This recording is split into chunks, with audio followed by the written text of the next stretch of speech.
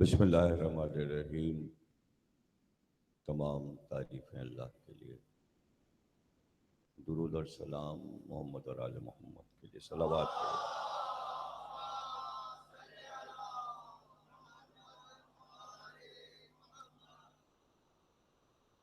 1438 ہجری کے عشر ثانی کی بربال حسینی ملیر میں پہلی تقریر آپ حضرات سماعت فرما رہے ہیں۔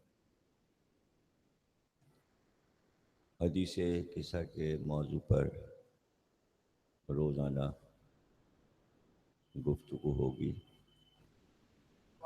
آج تمہیدی تقریر ہے، اور جیسے جیسے ہم آگے بڑھیں گے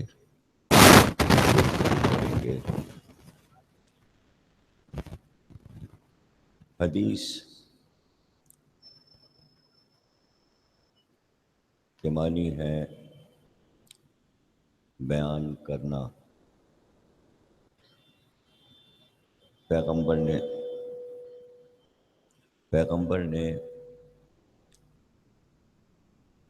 قرآن نازل ہونے کے ساتھ ساتھ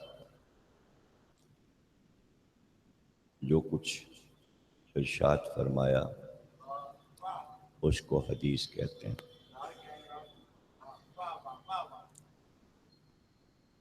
حدیث کی ضرورت اس لیے تھی کہ کلام الہی جو نازل ہو رہا تھا اس کی تشریح، اس کی تفسیر کے لیے، تاکہ لوگ آسانی کے ساتھ آیات قرآنی کے مفہوم کو سمجھ سکیں۔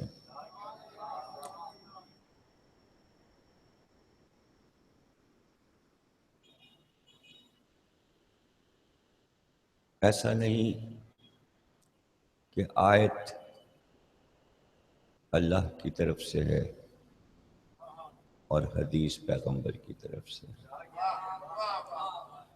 یہ خیال کرنا ہی غلط ہے۔ اس لیے کہ قرآن نے شروع میں ہی یہ بات امت کو بتا دی کہ میرا پیغمبر بولتا ہی نہیں جب تک میں اس سے نہ کہوں۔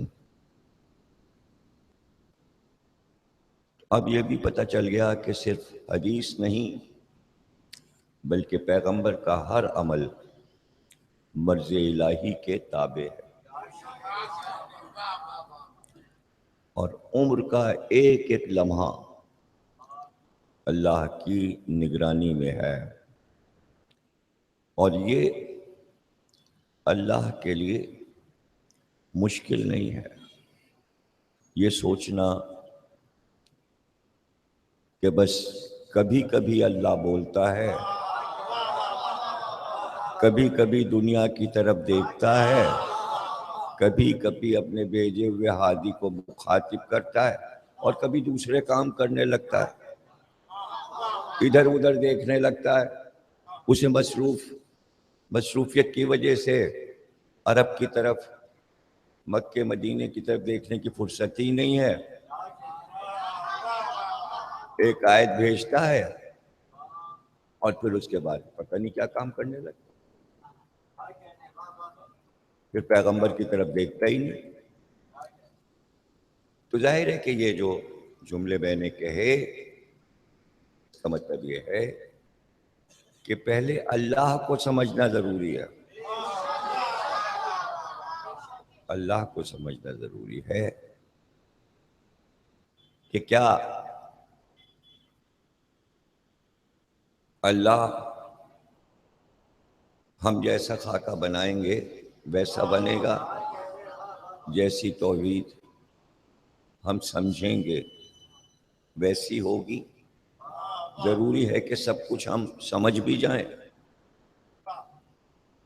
جو کچھ بتایا گیا ہے وہ ذہن نشین ہو جائے، وہ عقل میں آ جائے، کیا سارے انسان یکساں سمجھ لیں گے؟ اسی بات کو کوئی کسی اور طرح سمجھتا ہے، کوئی کسی اور طرح سمجھتا ہے، تو یکسانیت تو آ نہیں سکتی۔ اس لیے یہ سوچنا ہی بیکار ہے کہ ہم نے بہت کچھ سمجھ لیا۔ نہیں، ہر آن سمجھنا ہے، اور پتہ نہیں کب کل کا کل سمجھ میں آ جائے، جو کہ بہت مشکل ہے۔ لیکن اگر تھوڑی سی معرفت بھی حاصل ہو گئی تو بہت ہے، اور یہ معرفت اس لیے حاصل ہو جائے تاکہ عبادت اور اطاعت الہی محکم ہو جائے، محکم ہو جائے، اور اس قابل ہو جائے کہ تھوڑا سا دل کو یقین آ جائے کہ قبولیت ہو گئی۔ ظاہر ہے کہ قبولیت کے لیے نہ کوئی سرٹیفکیٹ آتا ہے، اور نہ کوئی دوسرا انسان آپ کی اطاعت اور عبادت کی ضمانت دے سکتا ہے کہ ہاں بہت اچھا کام کیا آپ نے۔ تو وہ کون سا فارمولہ ہے، وہ کون سا پیمانہ ہے کہ ہم کو یہ پتہ چل جائے کہ ہم نے ابھی ابھی جو حج کیا ہے یہ قبول ہو گیا، ہم نے ابھی ابھی جو روزہ کھولا ہے یہ قبول ہو گیا، ابھی ابھی جو نماز پڑھی ہے وہ قبول ہو گئی۔ اس پر کوئی غور نہیں کرتا۔ دعوت تو سب دیتے ہیں عمل کی، لیکن یہ ضمانت کوئی نہیں دیتا آپ عمل کیجئے ہم قبول کروا دیں گے۔ اچھا آپ نہیں کروا رہے ہیں قبول، تو کم از کم یہ تو بتا دیجئے کیسے پتہ چلے گا کہ یہ سب قبول ہو گیا؟ اس کی بات ہی نہیں ہوتی، وہ عمل کیے جائیے۔ ابھی فائدہ کیا؟ دنیا میں کوئی ایسا عمل ہے کہ جو انسان کر رہا ہو اور اس کو یہ یقین نہ ہو ابھی اس کا اجر ملے گا؟ بغیر اجر کے دنیا میں کوئی کام نہیں کرتا، کوئی کام نہیں کرتا۔ اتنے بڑے بڑے آفس چل رہے ہیں، صبح سویرے اٹھ کر ڈیوٹی پر جانا، اپنی نیند کو خراب کرنا، محنت کر کے پہنچنا، دن بھر بیٹھے رہنا، ایک جگہ بیٹھے رہنا اور کام کرتے رہنا، یا چلتے پھرتے رہنا اگر فیلڈ کا کام ہے تو یہ سب کام کیوں کر رہے ہیں لوگ؟ انہیں پتہ ہے 1 مہینے کے بعد ہمیں اجر ملے گا، اس لیے یہ کام ہو رہا ہے۔ تو دنیاوی کاموں میں بعض کے یہاں ہفتہ وار، بعض کے یہاں 15 دن میں، بعض کے یہاں 1 مہینے میں، اور بعض کے یہاں ادھر کام کیا 2 گھنٹے 3 گھنٹے اور اجر مل گیا، اجر مل گیا، یا پورے دن کام کیا شام کو اجر مل گیا۔ مزدور جتنی دیر کام کرتا ہے اسے یقین ہے ابھی 2 گھنٹے کے بعد مجھے اجر مل جائے گا، اس لیے وہ محنت سے کام کر رہا ہوتا ہے۔ اگر لائٹ بھی چلی جائے تو گرمی میں پسینہ ٹپک رہا ہے لیکن وہ اپنا کام پورا کر رہا ہے، چاہے وہ لکڑی کا کام ہو، یا وہ مکانیت کا کام ہو، یا وہ الیکٹرک کا کام ہو، وہ لگا ہوا ہے دھوپ میں یا سردی ہو، اجر ملے گا۔ تو یہ دنیا میں تو اجر مل رہا ہے، اور یہ جو دینی کام ہے،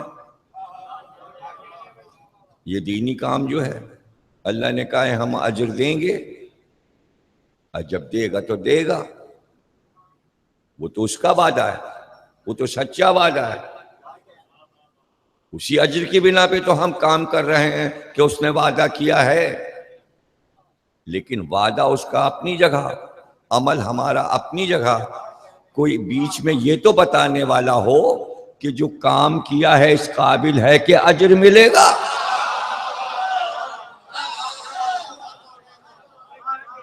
بھئی کیسے یقین آئے؟ اتنا لمبا وقفہ ہے جب اجر ملے گا وہ اپنی جگہ. تو کیا سب نے یکساں کام کیا ہے؟ سب نے یکساں کام کیا ہے اور بڑے صدق دل سے کیا ہے، بڑی سچائی سے کیا ہے. اور کیا یہ یقین آ گیا کہ اجر ملے گا؟ کہاں ملے گا؟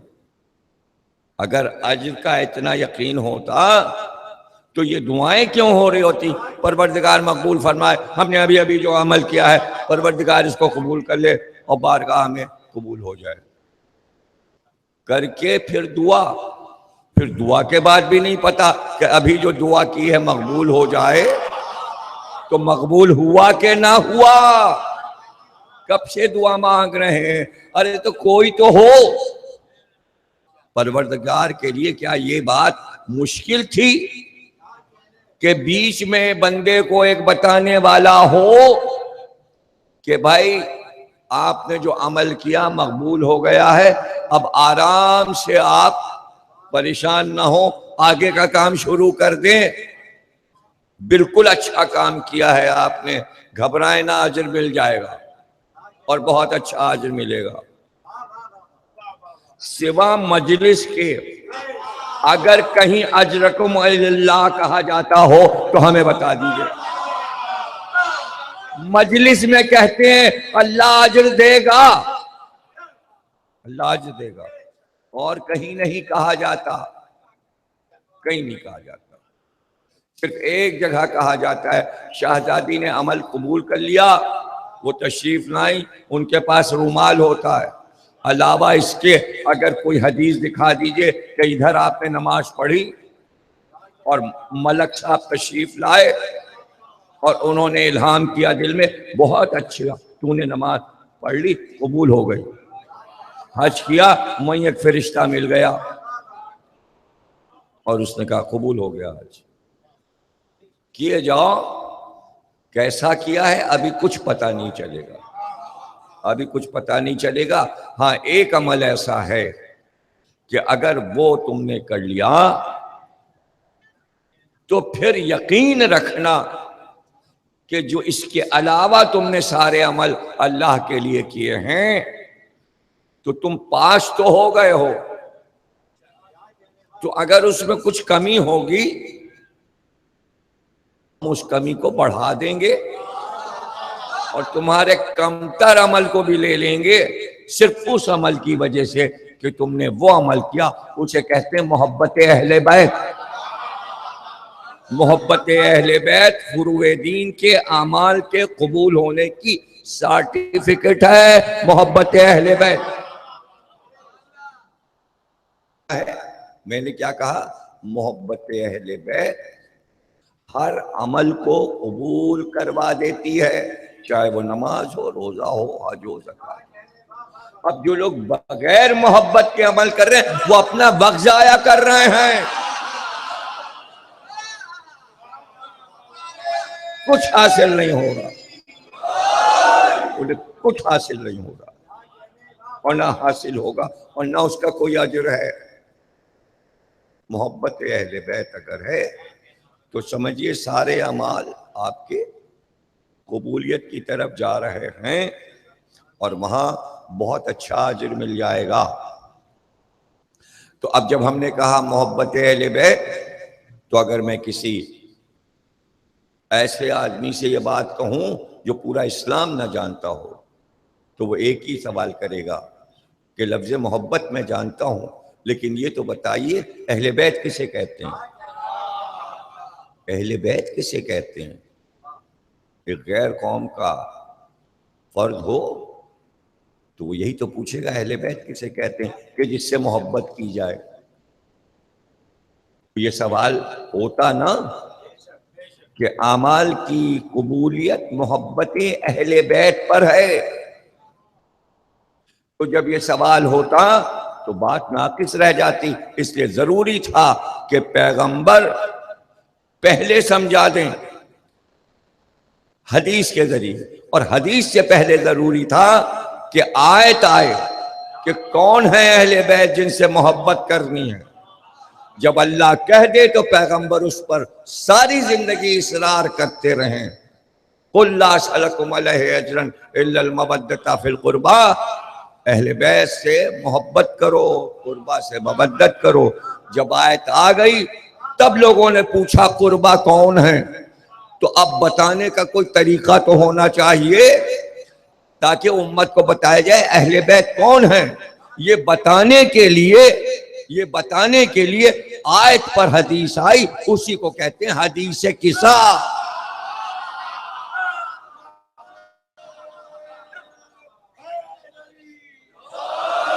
حدیث قصہ. اگر ایسا ہوتا کہ پیغمبر کے ہر ارشاد کو بس کہتے حدیث، کون سی حدیث؟ اس لیے نظام نبوت و رسالت میں بندوں کو سمجھانے کے لیے اللہ کے اور امت کے افراد کو سمجھانے کے لیے ہر حدیث کے ساتھ ایک لفظ آ گیا تاکہ تمہیں یاد رہے کون سی حدیث. حدیث رایت، علم والی حدیث. حدیث طیر، بھنے ہوئے پرندے والی حدیث. تو اس طرح حدیثوں کے نام ہو گئے. تو اسی طرح حدیث قصہ بھی ہے تاکہ یاد رہے کون سی حدیث. حدیث قصہ وہ حدیث جس میں یہ بتایا پیغمبر نے میرے اہل بیت کون ہے. میرے اہل بیت کون ہے. اب پیغمبر کے لیے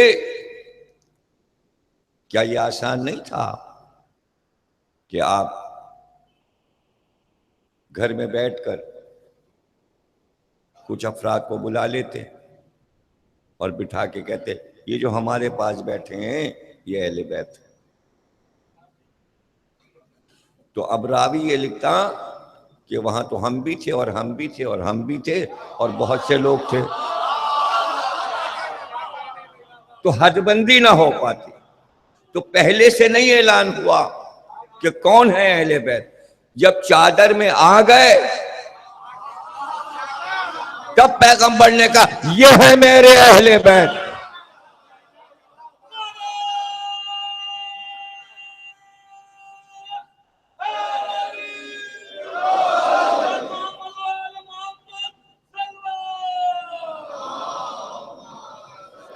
چار دیواری بنائی اور کہا چادر کے اندر جو ہیں یہ تو ہیں اہل بیت، اور جو چادر کے آس پاس قریب میں ہیں وہ سب ہیں راوی جو واقعے کو دیکھ رہے ہیں. اب باہر سے جو واقعے کو دیکھ رہے ہیں وہ اتنا ہی بیان کریں گے جتنا ہوا ہے. وہ صرف یہ دیکھیں گے کہ چادر میں کون کس ترتیب سے آیا. رسول خدا نے چادر اوڑھی، راوی نے دیکھا کہ جناب سیدہ نے چادر دی، اس نے اتنا دیکھا. پھر راوی نے دیکھا کہ سب سے پہلے حسن آئے، پھر حسین آئے، یہ ترتیب ہے. پھر علی آئے، سب سے آخر میں جناب سیدہ داخل ہوئی چادر میں. اب راوی کو اتنا ہی پتا ہے، بس وہ اتنا بیان کرے گا. اس لیے ایک راوی بیرونی ہو، ایک راوی چادر کے اندر ہو. اس لیے جب حدیث قصہ شروع ہوتی ہے تو یہاں سے شروع فرمایا جناب فاطمہ زہرا نے، روایت ہے جناب فاطمہ زہرا سے، تو ایک معصومہ بھی راوی ہو. اگر باہر ام سلمہ راوی ہیں تو اندر جناب فاطمہ راوی. بات دیکھیں نا، بات تب پوری ہوگی کہ راوی بہت سے ہوں. راوی بہت سے ہوں. اس کے بعد آپ تحقیق کریں گے دونوں چیزوں کو ملا کر کہ باہر سے دیکھنے والا کیا بتا رہا ہے، وہ بیرونی منظر ہے. اب چادر میں کیا منظر ہے وہ جناب سیدہ فرمائیں. اب جناب سیدہ ظاہر ہے کہ وہ دیکھ رہی ہیں جو ام سلمہ نہیں دیکھ رہی، جو جناب میمونہ نہیں دیکھ رہی. جب جناب زینب جیش نہیں دیکھ رہی، نہیں دیکھ رہی، وہ منظر کیا ہے؟ وہ منظر صرف زمینی نہیں، وہ عرش کا ہے۔ اب عرش پر جو کچھ ہوگا اس کی راوی ہیں جناب سیدہ، باہر کا راوی نہیں دیکھ سکتا تھا کہ جب اہل بیت چادر میں جمع ہو گئے تو عرش پہ کیا ہوا۔ عرش پہ پروردگار راوی بنا، فرشتوں سے بیان کیا، فرشتوں دیکھو چادر کے نیچے کون ہے۔ جب روایت پروردگار نے بیان کر دیا عرش پر، تو اس کو لے کے جبریل اب آئے چادر میں۔ تو اب دو چیزیں جبریل لائے، ایک تو آئے تطہیر لائے اور ایک حدیث لائے۔ حدیث بھی عرش سے آ رہی ہے کہ آیت میں تو طہارت کا اعلان ہے، اس کے علاوہ جو کہہ رہے ہیں آ کے جبریل کہ فرماتا ہے پروردگار، وہ قرآن میں نہیں ہے۔ فرماتا ہے پروردگار، نہیں بنایا ہم نے یہ زمین اور نہیں بنایا ہم نے یہ عرش اور آفتاب و مہتاب اور ستارے اور دریا میں چلتی کشتیاں۔ اے اہل بیت، تمہاری محبت میں یہ قرآن میں نہیں ہے۔ اور لائے جبریل ہے، پتہ چلا آیت کے ساتھ حدیث بھی جبریل لایا۔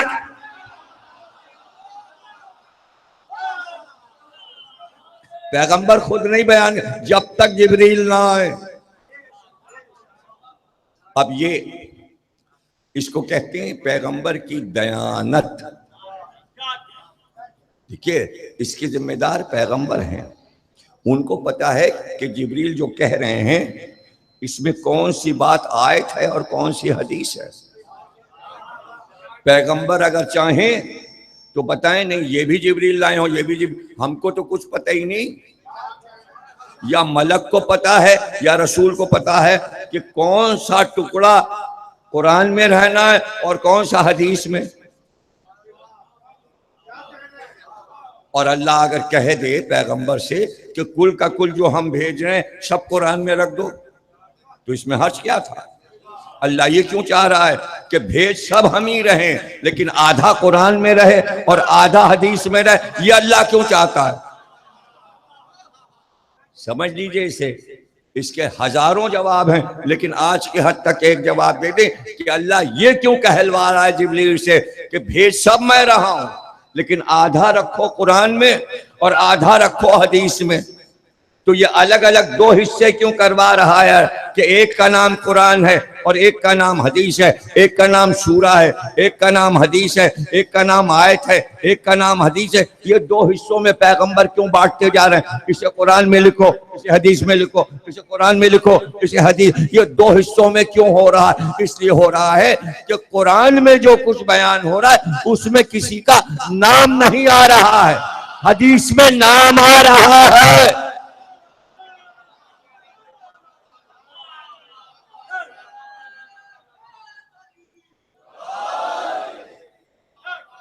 نام آ رہا ہے، حدیث میں نام لیا جا رہا ہے، آیت میں نام نہیں لیا جا رہا۔ کیوں؟ اس لیے نام نہیں لیا جا رہا کہ اگر قرآن میں نام لے لیا جاتا بڑی نزاکت تھی، بہت نزاکت تھی۔ اتنے لوگ ناراض ہوتے، اتنے لوگ ناراض ہوتے کہ یہ نام لے لے کے جو اللہ آیتیں اتار رہا ہے ایک ہی گروہ کا نام کیوں لے رہا ہے، سب کا، تو سب ناراض ہو جاتے، منہ پھلا کے بیٹھ جاتے۔ اے پیغمبر اپنے اللہ سے کہیے کچھ اور لوگوں کا نام لے کر بھی آیت اتارے، تو پیغمبر اسی بھر کے ہو جاتے۔ یہی تو بنی اسرائیل نے کیا تھا، موسیٰ سے تقاضا کرتے تھے اپنے اللہ سے کہیے اب یہ کرے اور اب یہ کرے، اب یہ کرے۔ نہیں سمجھ رہے، نہیں سمجھ رہے ہیں آپ؟ یہ جھگڑا ہو گیا بنی اسرائیل میں کہ وہ جھگڑا اب تک باقی ہے، ختم نہیں ہوا۔ اسی لیے اللہ کو وہ مذہب منسوخ کرنا پڑا کہ کسی طرح قوم مانی نہیں، قوم مانی نہیں۔ کپڑے دھو کے پھیلا دیے بنی اسرائیل نے، قرآن بتا رہا ہے۔ ایک دم بادل آئے، بارش ہو گئی، بنی اسرائیل کو غصہ آ گیا اللہ پہ، اور فوراً موسیٰ کو طلب کیا غور کیجیے، جیسے ایک ملک دوسرے ملک کے سفیر کو طلب کرتا ہے، یہ کیا ہو رہا ہے اور وہ کیا ہو رہا ہے، اور نوٹ لکھا دیا گیا ہے اور سفیر کو طلب کر لیا گیا، چاہے وہ روس کا ہو یا وہ امریکہ کا ہو۔ انہوں نے ان کو طلب کر لیا، انہوں نے ان کو طلب کر لیا۔ ویسی قوم نبی کو طلب کر لیتی تھی، نبی کے پاس نہیں جاتی تھی، بلا لیتی تھی، موسیٰ یہاں آؤ، موسیٰ آ گئے۔ اپنے اللہ سے کہو ہر وقت مت پانی برسایا کرے، ابھی کپڑے دھو کے پھیلایا تھا، فوراً پانی برسا دیا، سارے کپڑے گیلے ہو گئے۔ پوچھ کے دیکھ کے، کپڑے پھیلے ہوں تو بارش نہ ہو۔ اچھا، اب جب قوم جب فرمائش کرتی ہے نبی سے کہ کہیے آج ٹور پہ جا کے ہمارا مسئلہ یہ ہے، اللہ سے کہیے ہر وقت پانی نہ برسائے، اب موسیٰ کو تو کہنا ہے نا، ورنہ قوم ناراض نہیں ہو جائے گی، تو وہ تو سفارش کریں گے۔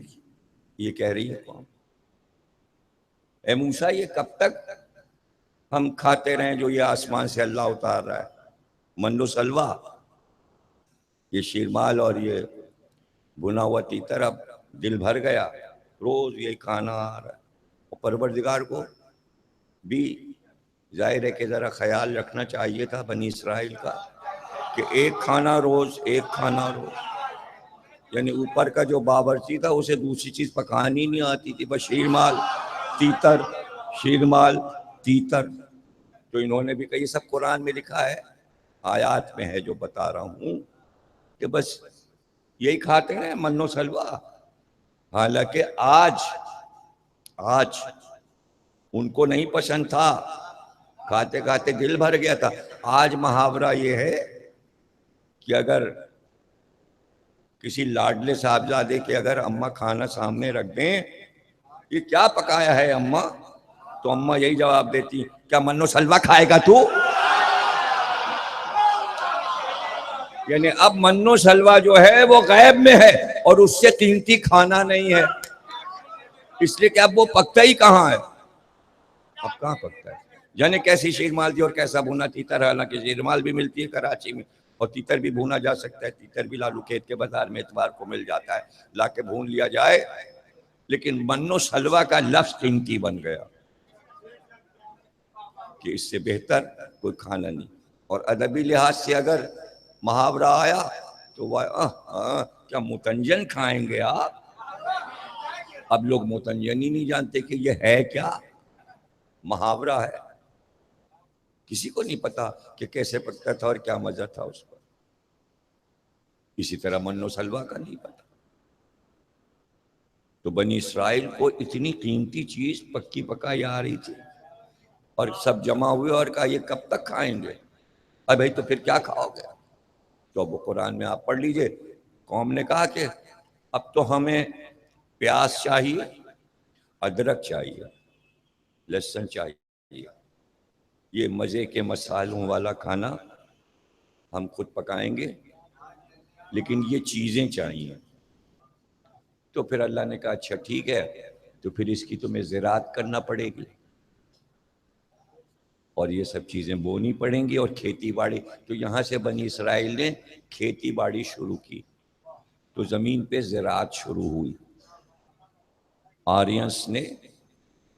آرینس نے اس زراعت کو آگے بڑھایا، دنیا کے سارے ملکوں میں پھیلا دیا۔ جب بنی اسرائیل پھیل گئے سارے میں، تو پھر انہیں لہسن اور پیاز اور یہ سب مل گئی۔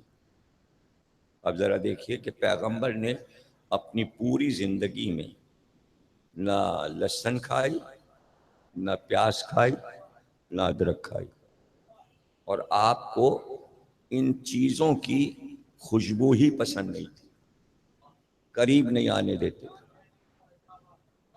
کیا سادہ پیغمبر تھا، چونکہ یہ عیاشی کی چیزیں ہیں جو بنی اسرائیل نے مانگا۔ کھانا تو بغیر اس کے بھی پک سکتا ہے، ذائقہ بڑھانے کے لیے ادرک پیاز لہسن چاہیے نا، ہری مرچ دھنیا اور پودینہ، ذائقہ بڑھا۔ ورنہ ایک فقیر یہ نہیں کہتا اس میں ادرک ڈال دو، فقیر کو تو روٹی چاہیے، سمجھے نا آپ؟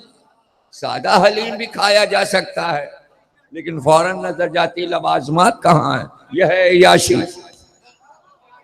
اب اس کا نام آپ نے نیاز رکھ دیا ہے تو اب اس میں تو کچھ بولا نہیں جا سکتا۔ نیاز کے نام سے تو جو چاہے پک جائے نیاز ہے، چاہے وہ پلاؤ ہو، ایک شیک کھانا نیاز ہے، اس لیے کہ نظر میں بہترین پیش کرنا ہے۔ نظریہ تو اچھا ہے، نظریہ بہت اچھا، لیکن آل محمد نے یہ سب کچھ نہیں کھایا، ساری زندگی جو کی روٹی کھائی۔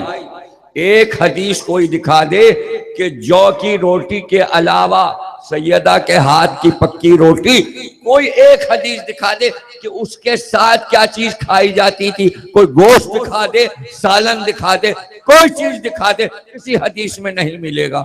ہاں اگر کہیں جا کر ملے گا تو علی کے پاس بس اتنا ملے گا، جو کی روٹی نمک سے کھاتے تھے، بس ختم۔ اور اگر کوئی کہے کھاتے تو تھے بھائی، دوسری چیز بھی تھی روٹی کے ساتھ، نمک تو ہے، تو آخر وقت میں سمجھا دیا پوری لائف گزار کے، اور بیٹی سے کہا ایک ساتھ تم نے سب کچھ رکھ دیا۔ اے زینب تمہیں پتا ہے علی ایک وقت میں ایک غذا کھاتا ہے، یہ بھی پتا چل گیا ایک وقت میں ایک غذا اہل بیت کی تھی، دوسری چیز نہیں آتی تھی ساتھ، ایک چیز۔ اگر دوسری چیز ہوتی میرے بھائی، داد نہیں دے رہے ہیں آپ کا دماغ بھگ سے اڑ گیا، اس لیے کہ آپ سوچنے میں لگ گئے کہ یہ سب کیا پڑھ رہے ہیں، یہ تو کبھی سنا ہی نہیں۔ بھائی یہ ہر سال ہوتا ہے، ہر عشرے میں، ہر مجلس میں ہوتا ہے کہ وہی پڑھتا ہوں جو آپ نے نہیں سنا، اور اگر وہ پڑھ دوں جو آپ نے سنا ہے، فائدہ کیا میرے پڑھنے کا؟ وہ تو پھر سبھی پڑھتے ہیں، پڑھا ہوا تو سب پڑھ رہے ہیں نا، وہ پڑھنا ہے نا جو آپ نے کبھی نہیں سنا۔ حالانکہ ابھی آپ کہیں گے نہیں صاحب حدیث کسا تو سنی ہے ہزاروں بار، ابھی تو ہوئی مجلس سے پہلے، تو میں کب منع کر رہا ہوں؟ سورہ در تو ہم نے سنی، پورا قرآن آپ نے سنا اور پڑھا، ہم جو پڑھ رہے ہیں وہ کہیں نہیں سنا، اس لیے ذرا سا اپنے دماغ کو چکر زیادہ نہ دیں، اس لیے کہ زیادہ دیر نہیں پڑھوں گا، اس لیے کہ یوم زینب پڑھنا ہے، ابھی انچولی پہنچنا ہے، تقریباً وقت ختم ہو گیا ہے نا، ہاں 50 منٹ تو ہو گئے، نہیں ہوئے؟ صحیح بتائیے کتنے ہوئے؟ نہیں کئے بجے بیٹھے تھے؟ 45 ہو گئے، یعنی 5 منٹ اور میں پڑھ سکتا ہوں، 45 اور 50 کہے تھے۔ مرتضیٰ بھائی نے وسیع بھائی تو کربلا میں ہیں، کل پرسوں تک آئیں گے، جاتے وقت فون کر دیا تھا کہ میں زیارت پہ جا رہا ہوں، اور سب لوگ ہوں گے۔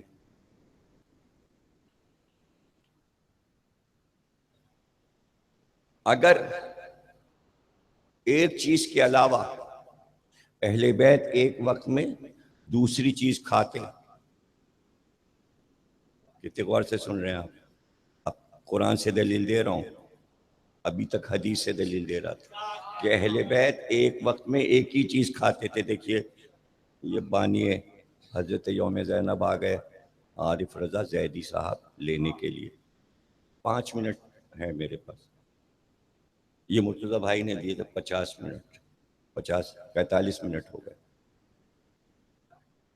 قرآن سے دلیل دے رہا ہوں، اہل بیت ایک وقت میں ایک ہی چیز کھاتے تھے، دوسری نہیں۔ جیسے ہم روٹی کے ساتھ بغیر سالن، کباب، گوشت یا دال کے نہیں رہ سکتے، ہم روکھی روٹی نہیں کھا سکتے، نہ بچہ ہمارا، نہ جوان، نہ بوڑھا، کوئی روکھی روٹی نہیں کھاتا، کچھ ساتھ چاہیے، چاہے چٹنی کیوں نہ ہو۔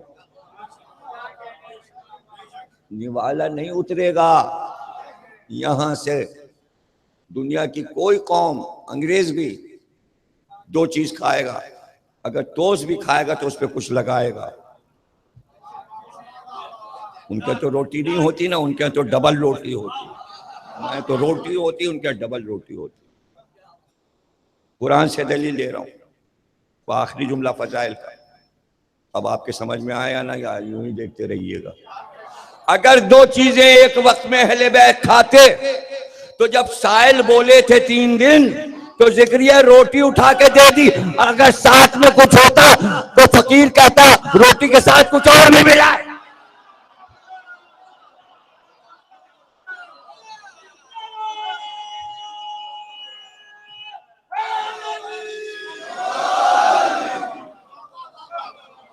پتہ چلا صرف جو کی روٹی پکتی تھی. اور حدیث میں یہ ہے کہ پانی پی کر افطار ہو گیا. دوسری چیز ہوتی تو ذکر ہوتا، وہ بھی فقیر کو اٹھا کے دے دیا. ذکر یہ ہے کہ 5 روٹیاں 3 دن تک، یعنی 15 روٹیاں. اور پھر یہ بھی ہے کہ 15 روٹیاں اللہ کے پاس عرش. اگر ساتھ میں نمک ہوتا تو کیسے ذکر نہ ہوتا. تو اہل بیت ایک وقت میں ایک چیز کھاتے تھے. اب یہ ساری چیزیں ایک جگہ پر ہیں، عرض کر دیں گے. جس دن حدیث قصہ ہے، جس دن حدیث قصہ ہے اس کی صبح کو مباہلہ ہے، اور جس دن حدیث قصہ ہوا واقعہ چادر میں آئے لے، اس سے 3 دن پہلے تک روٹیاں پک کر گئیں سائل کے پاس. اس لیے سورہ دہر آیا اور اس میں سارا ذکر ہے. اب چونکہ قرآن ٹکڑوں میں بٹ کے ادھر ادھر ہو گیا، اور یہ مسلمان قائل ہیں اس کے کہ تنزیل قرآن تو صحیح آ رہی ہے لیکن ترتیب قرآن کا کیا کریں، وہ صحیح نہیں ہے. وہ صحیح نہیں ہے ترتیب قرآن. مطلب اگر اللہ نے یہی ترتیب رکھی تو وہ صحیح ہے. اس لیے کہ جو سورے مکے میں نازل ہوئے تھے وہ 30ویں پارے میں چلے گئے آخر میں، اور وہ اقرا جو سب سے پہلے نازل ہوا وہ سورہ اقرا جو سب سے پہلے اترا کہ لکھ اور پڑھ، اس کو سب سے پہلے قرآن میں ہونا چاہیے تھا، پہلی وہی. اور قرآن شروع ہو رہا سورہ الحم سے، الحمدللہ رب العالمین. اور وہ سورہ اقرا آخری باب میں چلا گیا. جو پہلا ہے وہ آخری ہے. یہی تو ہم کہتے ہیں جو پہلا ہے.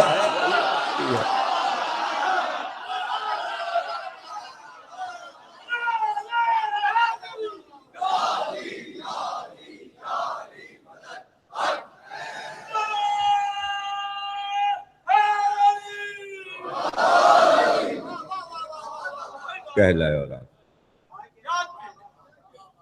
11 محرم ہے آج. ہم نے عشرہ گزارا، عاشور گزارا. قیامت ہے 11 محرم بھی، اس لیے کہ عاشور جو ہے اس میں لاشیں گر رہے تھے، اور 11 محرم کیا ہے؟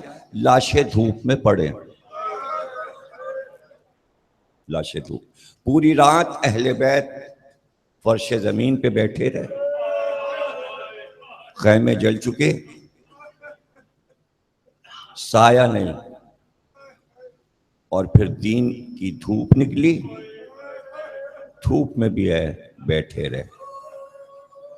اور یہ وہ جملے ہیں جو مقتل میں تو لکھے گئے، ابن اسیر اور ابن کثیر اور ابن تیمیہ، اور کون ہے جس نے یہ نہیں لکھا کہ جب اسیر کر کے اہل بیت کو اشقیاء لے چلے تو ادھر سے لے چلے جدھر مقتل میں سب کے لاشیں پڑے، اور حکم تھا حاکم کا ادھر سے گزارو ان کو جہاں ان کے وارثوں کے لاشیں پڑے.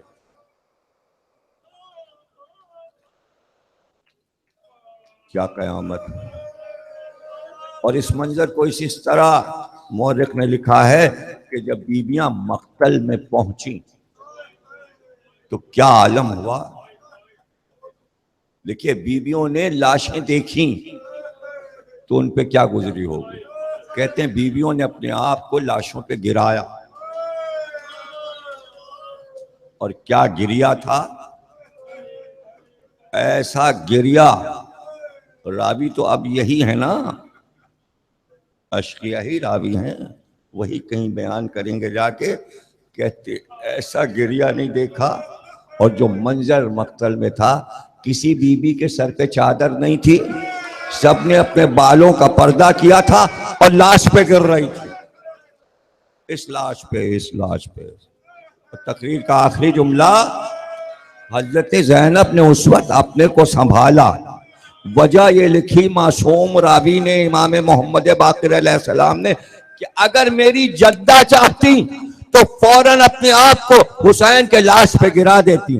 بعد میں بیٹھ کے گریا کیا بھائی کے لاش پہ مقتل سے، لیکن فوراً حضرت زینب نے اپنے کو سنبھالا، اس لیے کہ فوراً حضرت زینب نے پہلے مقتل میں اترنے سے پہلے سید سجاد کا چہرہ دیکھا، اور ایک بار مڑ کر کہا میرے لال یہ کیا عالم ہے، میں دیکھ رہی ہوں تمہارا چہرہ زرد ہو گیا، رنگ متغیر ہے. ارے لال کیا بات ہے، ذرا اپنے کو سنبھالو میرے لال، سنبھالو.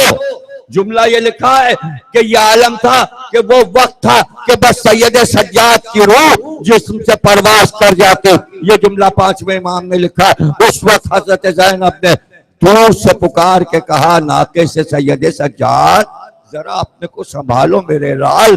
تو رو کے کہنے لگے پھوپھی اماں آپ نے دیکھا انہوں نے اشقیاء نے اپنے مردوں کو دفن کر دیا، اور دفن کر کے جا رہے، اور ہمارا سارے عزیز اصحاب انصار اور بابا اور سب کے لاشیں زمین پہ پڑے اور میرے ہاتھ بندے ہیں، میں ان کو کیسے دفن کروں.